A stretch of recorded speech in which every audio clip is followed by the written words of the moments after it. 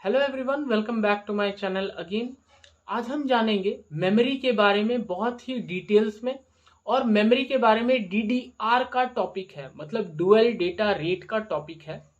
और उन कितने टाइप्स के डीडीआर होते हैं ये भी जानने वाले हैं। तो बने रहिए मेरे साथ इस वीडियो में। और जो न्यू है उनसे मेरा रिक्वेस्ट है कि आप चैनल में न्यू आए हैं तो प्लीज़ मेरे चैनल को सब्सक्राइब कर लें, जिससे कि मेरा जब भी वीडियो अपलोड होगा तो सबसे पहले आपके पास में नोटिफिकेशन जाएगा। तो चलिए स्टार्ट करते हैं वीडियो को बिना देर किए। सबसे पहले मेमोरी एक वॉलेटाइल है, ठीक है। मेमोरी क्या है कि डिपेंड करता है कि कौन सा मेमोरी का यहाँ पे हम बात कर रहे हैं। तो यहाँ पे बात हो रहा है आपका रैम का, जो कि एक वॉलेटाइल है। अगर आपका हार्ड डिस्क या एसएसडी का बात कर रहे होते तो वो नॉन वॉलेटाइल होता। वॉलेटाइल का मतलब क्या होता है? वो मेमोरी जो कंप्यूटर के शटडाउन के जस्ट बाद अपना डेटा को भूल जाता है, ठीक है। उसको हम लोग बोलते हैं रैम, रैंडम एक्सेस मेमोरी। अब रैम में ये डीडीआर का कॉन्सेप्ट को क्यों लाया गया है, चलिए ये जानने वाले हैं हम लोग। तो रैम में डीडीआर का कॉन्सेप्ट, डुअल डेटा रेट का कॉन्सेप्ट को इसलिए लाया गया ताकि कंप्यूटर का परफॉर्मेंस को इंक्रीज किया जा सके। साथ ही साथ इसमें बहुत सारे और भी चेंजेस किए गए हैं जो कि अभी मैं बताने वाला हूं। तो वीडियो को पूरा एंड तक जरूर देखें। तो यहाँ पे क्या हो रहा है कि आपका जो रैम है वो DDR dual data rate DDR1 है, DDR2 है, 3, 4 एंड 5 है। इसको 5 कैटेगरीज में आप समझ सकते हैं कि डिवाइड किया गया है, बांटा गया है। हर एक में कुछ ना कुछ डिफरेंस देखने को आपको यहाँ पे मिलेगा। वो डिफरेंस क्या है वो आपको मैं बताऊंगा और साथ ही साथ स्क्रीन में आपको देखने को भी मिलेगा। चलिए सबसे पहले जानते हैं कि DDR1 क्या होता है। देखिए DDR1 जो कि सबसे पहले आया था, मतलब कि आप समझ सकते हैं कि DDR1 सबसे पहले लाया गया जिसमें बोथ साइड क्या थे, पिंस थे। अब यहाँ पे कितना पिंस था? तो DDR1 में जो आपका नंबर ऑफ पिंस था वो कितना था? 184। अब यहाँ पे नंबर ऑफ पिंस कम था। ऑब्वियस सी बात है कि अगर 184 को डिवाइड करते हैं इक्वली तो कितना आ रहा है? 180 का होता है 90 और 4 का अगर डिवाइड करते हैं तो 92 करके बोथ साइड में क्या हो रहा है कि आपका पिंस आ रहा है। अब यहाँ पे जितना पिंस होगा उतना स्पीड में डेटा को ट्रांसफर करेगा। देखिए इस कॉन्सेप्ट को आपको अच्छे से समझ में आ जाएगा। आप इसको पूरा समझने का कोशिश करें, पूरा वीडियो को जरूर देखें। यहाँ पे नंबर ऑफ पिंस बताया गया कि कितना था? 184। मतलब कि इसको डिवाइड करते हैं 2 से, जो कि बोथ साइड रैम में पिंस होता है इसलिए डिवाइड कर रहे हैं 2 से। तो यहाँ पे कितना हो रहा है? 92 पिंस करके बोथ साइड में आ रहा है। जिससे क्या हो रहा है कि दोनों साइड में जो डेटा ट्रांसफर होगा वो इक्वली हो रहा है। अब यहाँ पे ये तो समझ में आ गया कि बोथ साइड पिंस इसलिए है ताकि आपका डेटा ट्रांसफर स्पीड जो है वो डबल स्पीड में हो। डुअल डेटा रेट का मतलब होता है डेटा जो जाएगा या आएगा वो डबल स्पीड में जा और आ सकता है। अब यहाँ पे जानते हैं कि कितना वोल्टेज लेता है DDR1, ठीक है। देखिए DDR1 जो होता है उसमें DDR लिखा हुआ रहता है, ये याद रखना आपको। DDR लिखा हुआ रहेगा, DDR1 नहीं लिखा हुआ आपको मिलेगा, DDR लिखा हुआ रहता है, ठीक है। उसका जो वोल्टेज होता है, जो DDR1 रैम वोल्टेज लेता है वो है 2.5 वोल्ट। जितना वोल्टेज लेता है रैम, ठीक है। नेक्स्ट बात करते हैं DDR2 का। तो DDR2 में नंबर ऑफ पिंस को इंक्रीज किया गया है। अगर नंबर ऑफ पिंस इंक्रीज होगा तो ऑब्वियस सी बात है उसका स्पीड क्या होगा, मतलब डेटा जो ट्रांसफर का स्पीड है वो इंक्रीज होगा, ठीक है। तो यहाँ पे कितना हो रहा है? 240 पिंस दिखा रहा है। 240 पिंस है अगर तो डिवाइड करते हैं तो 120 ईच आ रहा है। बोथ साइड क्या है? 120 करके।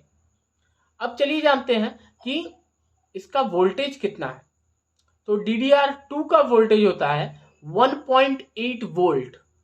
जी हाँ, DDR2 जो है वो आपका 1.8 वोल्ट पावर लेता है।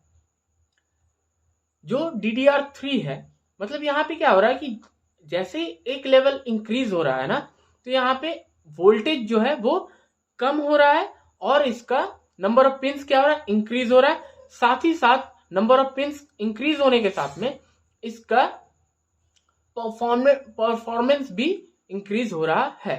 इसका स्पीड भी इंक्रीज हो रहा है।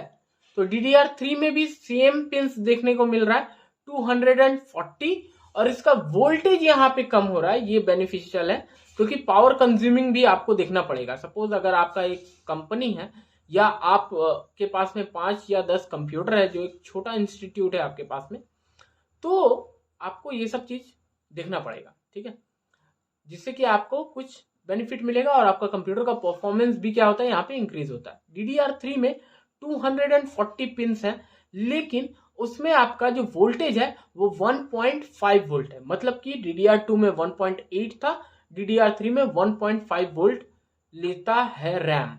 ओके, DDR4 और DDR5 बच गया है, ये जानते हैं। DDR4 जो होता है dual data rate 4th version समझ सकते हैं आप इसको।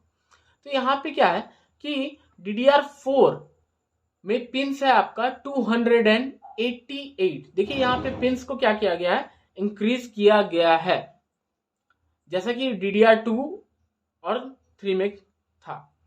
DDR4 में 288 पिंस है, DDR5 में भी सेम 288 पिंस हैं। वोल्टेज की अगर बात करते हैं हम यहाँ पे, तो DDR जो आपका 4 है उसका वोल्टेज है आपका 1.2 वोल्ट लेता है, और DDR5 आपका 1.1 वोल्ट लेता है। यहां तक क्लियर हो गया कि आपका रैम DDR1, 2, 3, 4, 5 आप कौन सा लेंगे।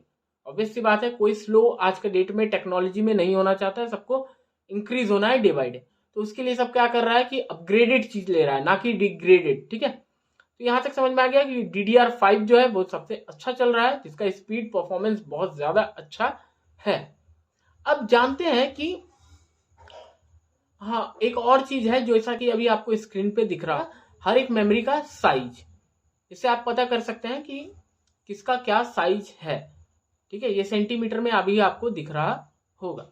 ओके, अब हम बात करते हैं कि यहाँ पे ये तो समझ में आ गया कि DDR1, 2, 3, 4 कौन सा कितना वोल्टेज लेता है, लेकिन एक और चीज है उसको भी जानना बहुत जरूरी है। तो यहाँ पे जो है, अगर सपोज आपके पास में एक रैम है, लेकिन रैम का जो ऊपर में स्टिकर जो अभी आपको दिख रहा था वो अगर रिमूव हो गया, देन आप पता कैसे करेंगे कि ये कौन सा रैम है। पहला चीज आप सेंटीमीटर से निकाल सकते हैं। दूसरा चीज जो दूसरा उपाय होता है वो उपाय ये है कि आपका मदरबोर्ड में जो रैम स्लॉट होता है, जी हाँ, मदरबोर्ड में जो आपका रैम का स्लॉट है जहां पे नॉच है, नॉच मतलब कि रैम में देखिए एक बीच में गैप है, ठीक है। तो मदरबोर्ड में क्या होता है कि वो वहां पे जाके बैठता है, इंसर्ट होता है, ठीक है, तभी जाके फिक्स होता है रैम।